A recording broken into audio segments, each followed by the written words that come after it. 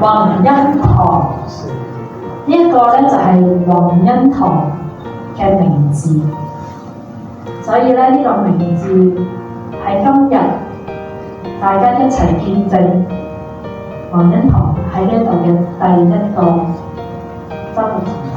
呢度坐落喺高雲苑，我哋不如講雲字啦，跟住咧就加咗個恩，就宏恩，就講上帝嘅恩典好廣大、好廣闊，而且咧我哋更加需要去傳揚啊嘛，傳揚佢呢個嘅即係恩典喺裏邊。